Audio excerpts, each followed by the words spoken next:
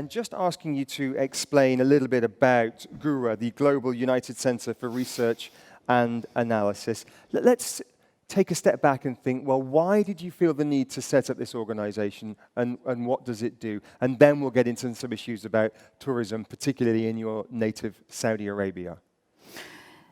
I was a journalist for 6 years, and I began my journey in 2007. And then I was, writing about socioeconomics in Saudi Arabia, and then I started into the Middle East. Went to London, and the revolutions erupted, and I thought, I wanted to really be an observer of pre and after revolutions. This is how I started the Global United Research Analysis Center. Okay, so it came out of your journalism and some of the issues that you became aware of, and then feeling that perhaps this would be a way to try and address some of those issues. Talk to me a little bit about the kind of work that it's doing. I know there's a number of initiatives that you're involved in. We were talking about some of them before we came up on stage. So tell me about some of these initiatives. One of the initiatives, actually, I concentrate on socioeconomics, and I think there are the targets of every society's prosperity. And I wrote a fourth way law theory, which came after the opening the center, and that deals with socioeconomics and how to evolve that and put it into kind of projects that can really help societies to overcome instabilities, whether in the Middle East or global instability. And it's described, I think, on your website as a thesis. Yes. For the 21st century, and it's a detailed book. Can you give us a 60 or 100-second overview of the central pillar of that thesis? Well, it's all about dealing with the cyber world, really, and the 21st century is all about cyber, and it's all about IT and cyber attacks and things, and cyber marketing. So we have not been prepared to deal with that, really, so far. And the game has really been created before the laws. And we have done 20th century of ground rules with no cyber rules. So I thought I wanted to do something for the 21st century. And it is 4 pillars, which starts with security, then equality, freedom, and education on the cyber world that can reflect downwards. And I think what's particularly interesting and relevant with you being here with us today is that you've realized that the tourism and hospitality industries have an awful lot to offer in solving some of these social and economic challenges that the world is facing, and Saudi Arabia is no different, creating jobs, creating prosperity. Just explain what convinced you that it was this industry, the tourism industry, that could offer so much in this field. 2 criteria actually, that I started writing about when I was in Saudi Arabia in 2007.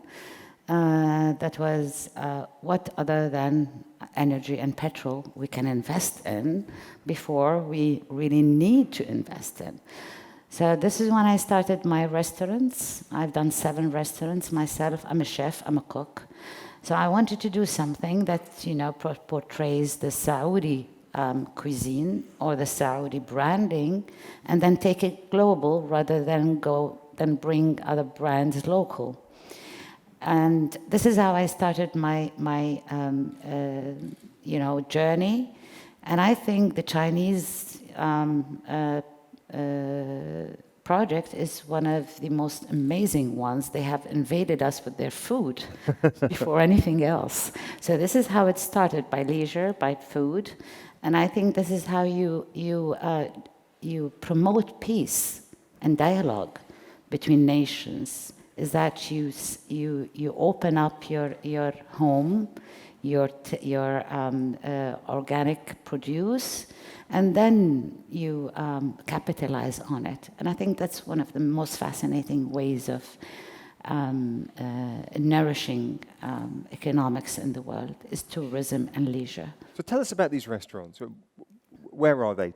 Paint a picture. I opened 4 of them in Saudi, in Jeddah and Riyadh, and then in London, in Queensway, and in Harvey Nichols, and some other areas in London that my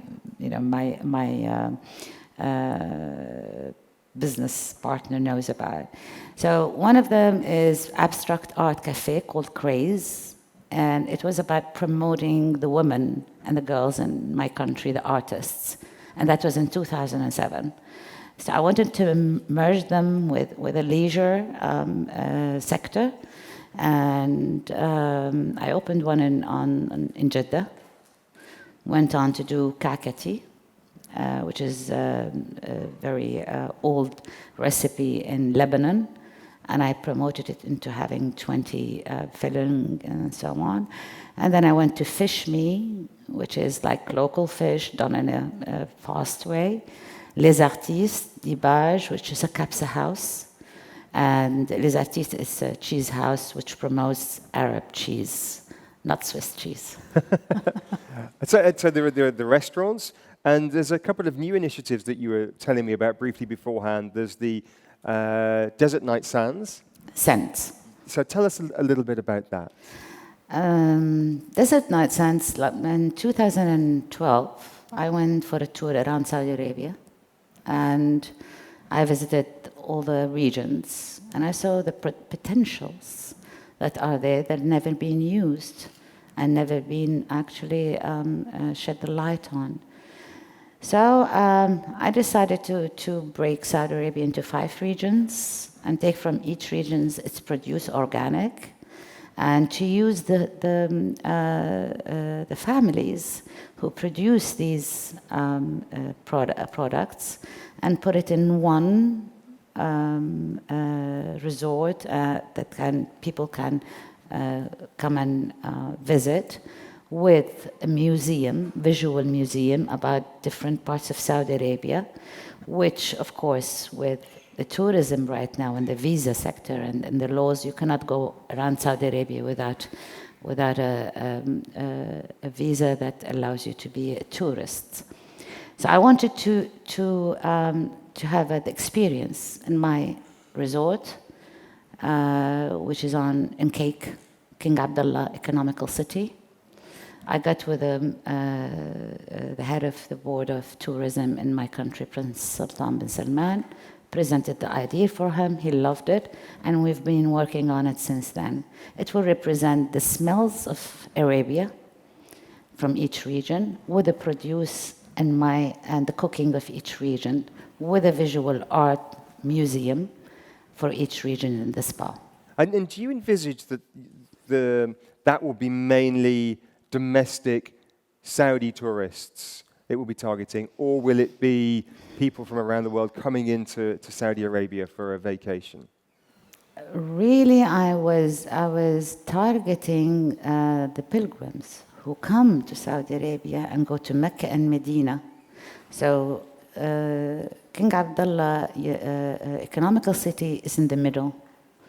So I was targeting all these, we have more than 30 million a year, so I was targeting those 30 million to have an experience, Saudi experience, that will change the identity of Saudi Arabia, that will take Saudi Arabia into the leisure sector slowly and steadily, and then expand from there to different parts of the world. And I've been offered already few parts to open the Desert Night Sands. Well, we look forward to hearing about that. I'm interested to know, is it, because you say this goes back to 2012. Right. But of course, over the past year, 18 months or so, big changes in Saudi Arabia with the National Transformation Plan, with the emergence of the Deputy Crown Prince, Basmah Bint Saud. Do you notice, as an entrepreneur, if you like, in the tourism industry, that it's becoming easier to get these initiatives off the ground, that there is a willingness to change the visa system, to open up Saudi Arabia so that pilgrims can go beyond the holy sites and see different bits of Saudi Arabia? I mean, this is the challenges. You know, I mean, the vision and the mission is there, the will is there, but I think we need a lot of work to be done before we achieve what Prince Mohammed actually is looking forward, and he's working very hard. He's a very enthusiastic young man, and we all support him, but we need two to tango. So really, we are looking for more laws that will be implemented in the future about the visa sector, the laws of working laws, permits. All these have to come along with it. I mean, you know, it takes a whole environment to change the vision or the demographics of any country. And we're going steadily into that. But definitely we have a lot to cover before we actually arrive to the stage of opening the land to the touristic sector. First, you know, we have the two holy mosques, we have security issues, we have geopolitics which are at hand everywhere. So it's a challenge, but definitely everything good comes out of challenge. This is true. And I think, you know, he's doing very well, but it's going to take a little bit of time to acquire that vision. The Desert Night Sands may be a beginning of something that would encourage the sector of tourism as a destination for the GCC countries and for the pilgrims that come yearly and heavily from all over the world. Right, and of course, developments like the entertainment city and the Six Flags Resort that's being mooted just outside of Riyadh would be potentially a game changer for tourism in Saudi Arabia, and potentially a game changer for a subject that I know is you're very passionate about, which is job creation. Right. This is a labor-intensive industry. Tell me why you're so excited about the potential for job creation. Because it's actually, it would take us into prosperity.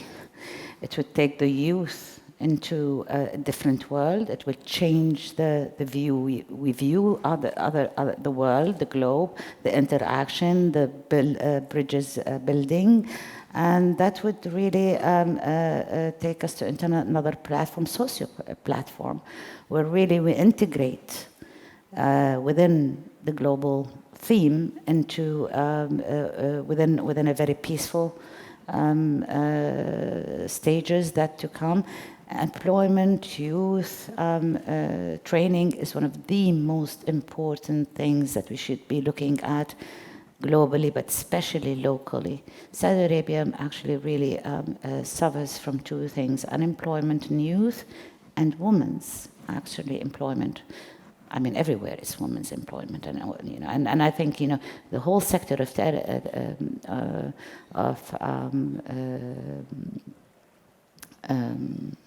I was going to say terrorism. So tourism, right, is ignoring women, while terrorism is not. So they're focusing on women, and we're not focusing on women in this sector. And I think this is where we should be looking at more profoundly, is how to use women in the sector that will actually engage and promote family, society, and economic growth within the sector.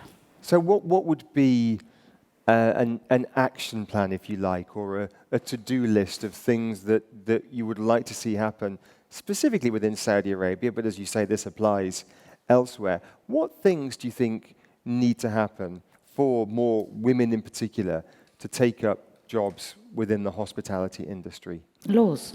Laws. Laws. I mean, that's the first thing you begin anything. You know, you create the law, and then the platform, and then security comes, equality, freedom, and education. You know, this is part of my thesis, is that when you create the law that protects and gives the rights to people, then this is where civil law, not, I mean, Islamic law exists, but how many people tend to go and you know, be aware of their law, their rights? And this is where civil society comes and gives each one their platform and their borders. So by really producing laws that protects women everywhere and gives them their rights, I think this is when, you know, women will start to rise. And I have a campaign that we started in Bahrain. It was like this, sitting on a panel. And it was like, why, you know, they were asking me that women should be leaning in, as the book says in the States. And I think, you know, that was a very great step at the beginning to lean in. But now we should stand up. But not stand up and, you know, to say more than to shed the light. Stand up and shed the light on the work of women. How much women are really contributing, but nobody is taking notice or putting the light on their work. This is what now we're really concentrating on. To be able to help women, we have to shed the light on these women who are, and these great ladies and young ladies who are doing a lot in Saudi Arabia, but nobody knows except the burqa, unfortunately. We haven't got much time. I'm thinking about the people in this room and what contribution they could make. We've got a lot of developers here, a lot of hoteliers with the big local and international hotel There's operators. one project that I haven't actually mentioned, so I will mention it before you go on. Okay, what should we do? And this is the Saudi goodies. This is in the airports? Yes. Yes, tell me about that. Saudi goodies is just like a second thought of Desert Night Sense. It's the same idea, is to bring the organic produce of the country and photography and everything. It's like, you know, the ones that you see down in Piccadilly Circus or in Washington or whatever. Monuments and all the produce of Saudi Arabia in shops and airports that will change the way people look at Saudi Arabia, and it will expand their view about the country, and it will contribute a lot in the economy of Saudi Arabia. And what stage is that at? Last stage. Last stage? Yes. So when am I going to be, I don't know, where was the last airport I was in? Zurich.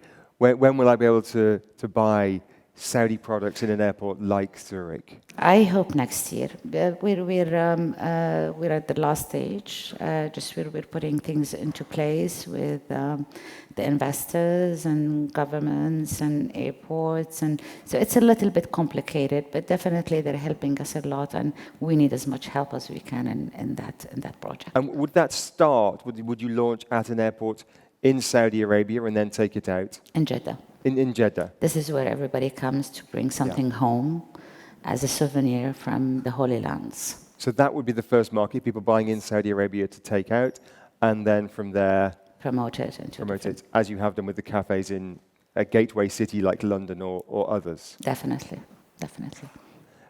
Finally, just before we wrap up, for the hotel operators or the developers here, what role can the people in this room play? What would be your call to action to the hospitality industry to try and help you and others achieve these social and economic goals that we started with? Definitely with their expertise, management, and input into such a first of its kind in Arabia, definitely. I know there are 5 senses and 6 senses and, hotels which have made it big and large in the world, and they have started with local theme. And I think Saudi Arabia deserves that attention right now, and I think it has the market to grow, and it will have to start somewhere. So I would look for the input of everybody who's here, or some of them anyway. Well, Thank you.